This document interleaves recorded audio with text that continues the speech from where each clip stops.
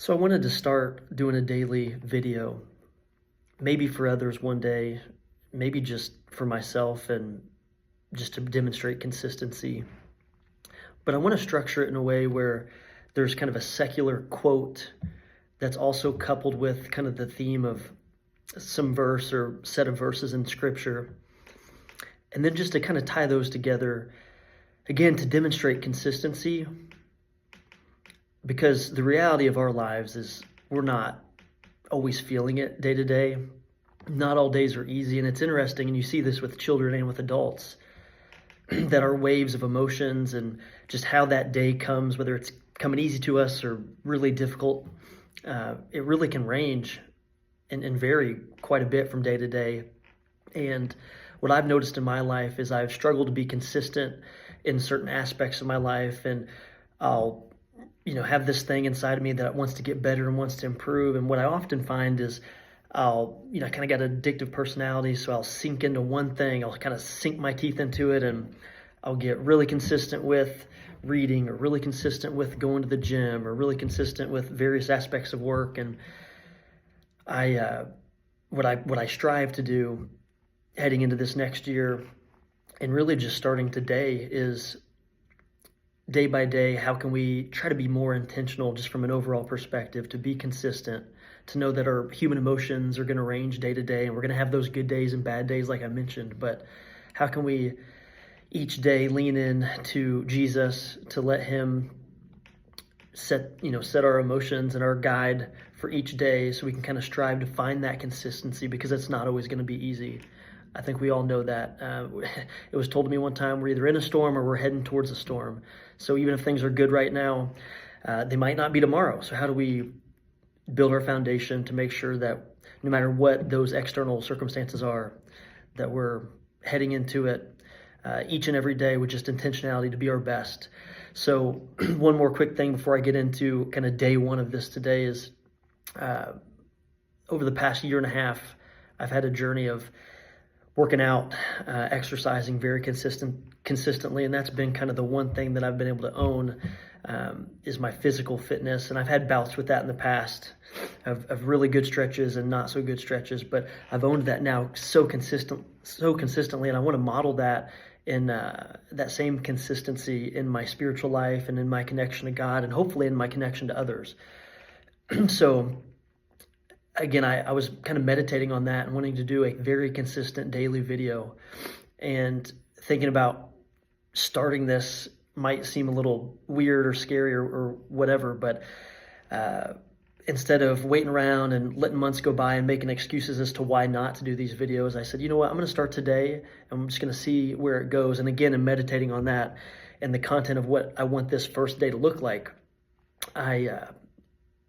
I came across a quote that I've kind of come across a few times in my life, but it hit me a little bit different this last time. And the quote goes, "When is the best time to plant a tree?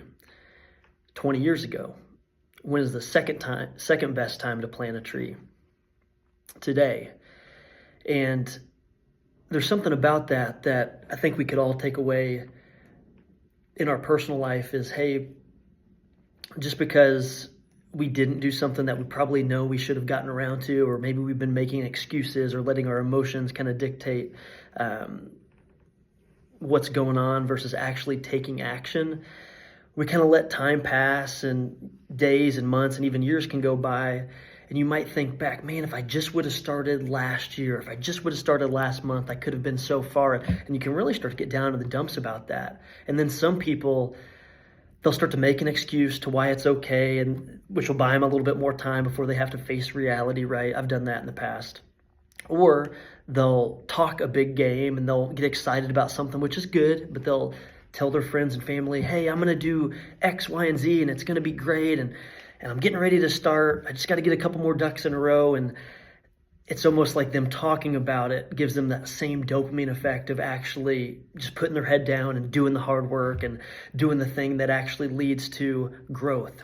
But the problem is actually doing the thing probably is going to start, whatever you do, whether it's going to the gym, whether it's diving into scripture, whether that's facing some other fears in your life, it's probably going to start in a way that's very uncomfortable, in a way that you have to look yourself in the mirror and realize maybe you made the mess that you're in. I can relate to that. When I went to the gym for the first time after taking a couple years off, this would have been about a year and a half ago. It's, hey, I've got to swallow my pride and really start back from square one, which wasn't easy. It wasn't easy at all. And what I ended up doing is one day I woke up and, you kind of hit that rock bottom. You can't take it anymore. And you say, hey, I'm going to have to go back to the gym. I'm going to have to start from square one, move the weight back up to when I first started, and just have a good day today. And I can talk about it. I can get excited about it and tell others, or I can do the work. And I'm not going to feel a benefit. I'm probably going to be sore. I'm probably just not going to feel well that evening. And I'm going to have to wake up the next day, and I'm going to have to repeat that process and repeat it again and again and again. And when you do that day after day after day, it's really the first few weeks that are just awful because you haven't seen the reward. You haven't seen the growth yet. People haven't noticed. You yourself, looking in the mirror, maybe haven't noticed. And all you're left with is not feeling well. You're feeling sore. But stacking those good days, planting that tree the moment that you're in. Maybe it wasn't 20 years ago. Maybe you took a few years off of going to church or working out or whatever the case may be, having that difficult conversation that you've needed to have, going to the doctor, whatever it is. And maybe you didn't do it 20 years ago, and that would have been the best time to start those things.